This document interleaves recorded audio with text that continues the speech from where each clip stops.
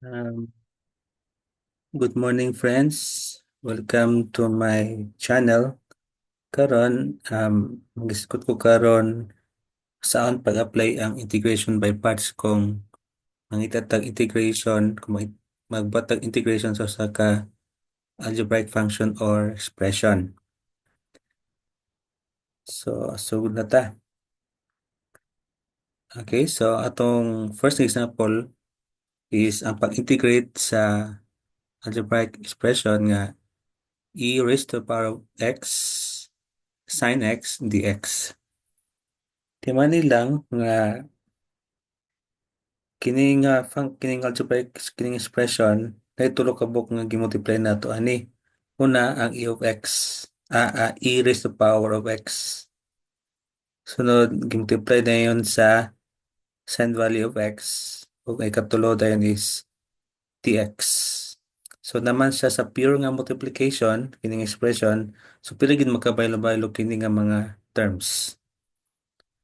Okay? So mag-decide ta karon kung asa diri ang himuon nga u ug ang dv para masunod nato kini formula sa ubos kining um u the integral of u times dv equals u times v minus the integral of v times du. So in this example, kining example na itong gamit, ang atong himuon nga u is ang sin of x. Kunya ang atong himuon nga kuan dv kay e raised to the power of x times dx. So pili ra gid nato ma-rearrange kini nga algebraic expression, no? Okay, so na naman tay u equals to sin of x, na po tay dv equals to ex times dx. So kining u nato karon, atong buhaton is at mag-differentiate ta both sides para makuha nato si du. So pag differentiate nato kang u, nimo siyang du sa left hand side. Sa right hand side, atong gi-differentiate si sin of x. So nimo siyang cosine of x times dx. Take note nga kada ta mag-differentiate, doon na gi-dx ang mutunga sa right hand side. Then atong gi-set up nga ang dv equals to ex dx.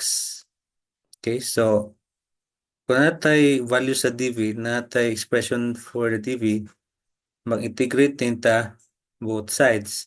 So the integral of dv is v, the integral of x dx is just ano siya, x plus c. So kada mag-integrate ta, doon na gini plus c. Pero kining v na to, kining v equals to x plus c, si x sa atong gamiton, atong atangan og pagtagad. Kining plus c, pila nga later na. Okay? So muni karon, no? Ah,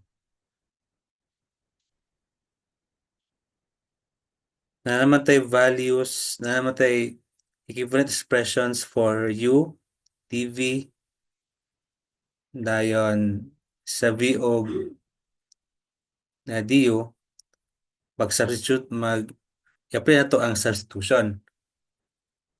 So, papulian ta lang ning mga letra sa ilang equivalent nga mga expression. So, sa akong gikaingon ganiha kay common to, no? E times sin of x times dx. Tungod ka nasa sa pure multiplication, pwede ra gito i-rearrange nga may mo rin siyang sin of x, no? Sin of x times e raised to the power of x times dx. So, nalagay pa ng tulo, no?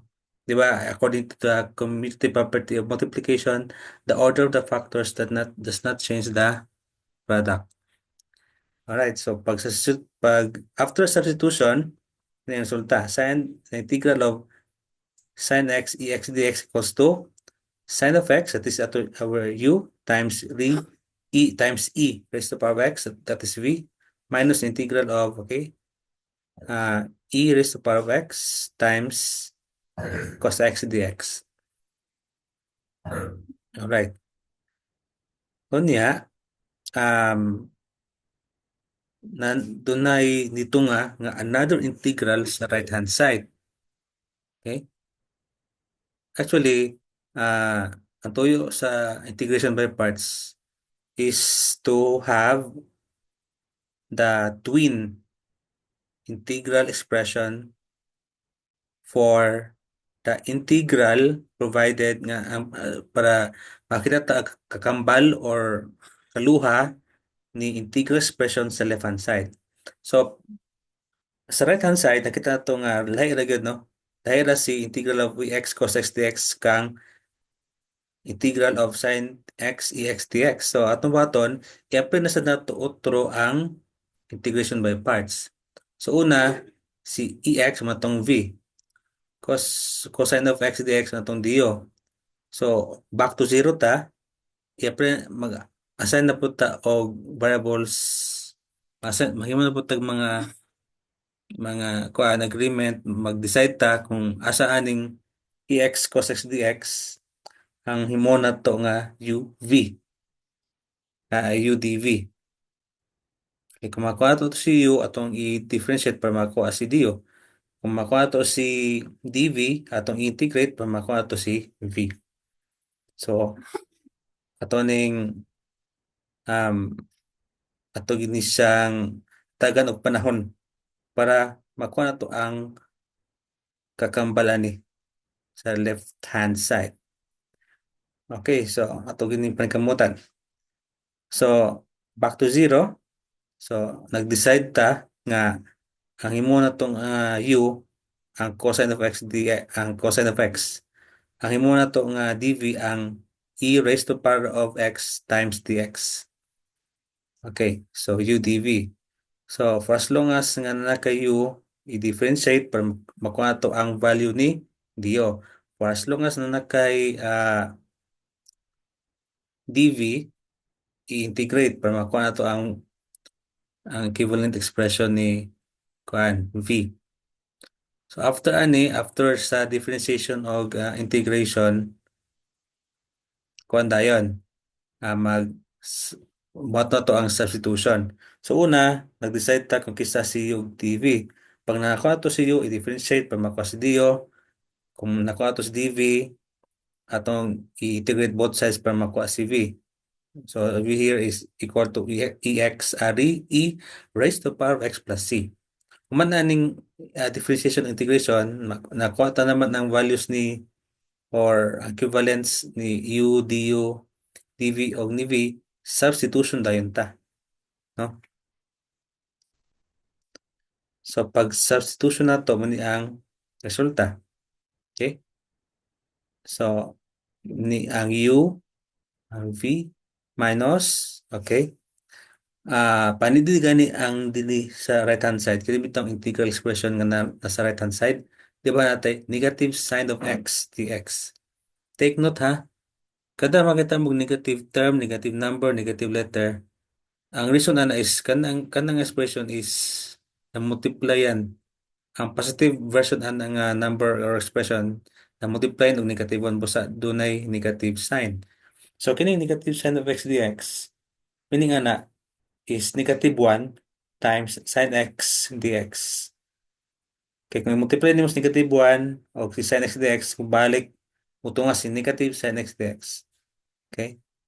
Negative 1 makes any number or any variable negative. No? Okay, so si negative 1, constant na siya. Okay, so, kining minus sign diri sa in between sa cos x ex o sa integral expression, kining minus sign din meaning po na is dunay negative 1. No? So if you proceed to the law of addition, mutunga si negative 1. Kini mutunga ni siya. Okay, so si negative 1 manhinungdan nga na negative ni nga part. Okay? So ato ipagawas negative 1 gikan sa sulod ni right hand side nga integral expression. Ato ipagawas so negative 1 times negative 1. So positive ang resulta. Nawala na si negative 1 din sa right hand side integral expression. So ano na positive kini nga integral hindi ni. Okay? So netabo is ang Nakita na to ang final nga result. So, ang integral ni EX, e raised to the power of x times cos x times dx is equal to, finally equal to cosine of x, no, times dx, duha ka buk ang gi-multiply ni, plus integral of e raised to the power of x times sine x dx. Okay. So at first, 'di ba, ang sa balik ta sa una, 'di ba, ang integral expression sa right hand side kay ex cos x dx. Karon kay nag-solve naman ta nya ginaman ta pag-solve para ma-apply auto si integration by parts. Nakita na to nga kini ding expression is equal to cos x ex plus integral of ex and x dx. Okay, so kini siya atong pilihan din of katong final nga result. So integral of x cos x dx may mo din siyang cos cosine of x times e raised to the power of x plus integral of e raised to the power of x times sine of x dx. So paniligan ninyo, friends, di ba? Ang integral sa left hand side mao gyud nakit na yung kaluwa sa right hand side nga ex sin x dx. Dito nga ng kaluha, no? So metabo na kining kaluha nga nasa right hand side atong ibalhin sa left hand side, no? Kasi ibalhin pa matigom mo bitaw sa mo bitaw ko nang gasubtag x nga tanang x o tanang y baka atong itigom sa left hand side, tanang constants nasa right hand side magina na. Okay, so ato nang gibalhin, no? So nag-add na ta og duha ka buok um sin x ex dx, no? Actually same sila. Kung imong i-rearrange ang mga integral sa left hand side, makita niyo nga pares gyud sila, no?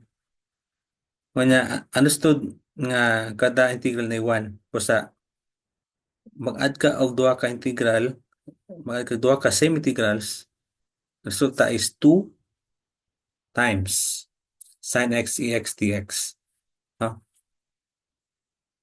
So understood nga na 1 din no? Sa kada integral sa left hand side. Orbito siya og 1x plus 1x equals to 2x. So napay din ato lang copy ang literal coefficient kibali. Okay.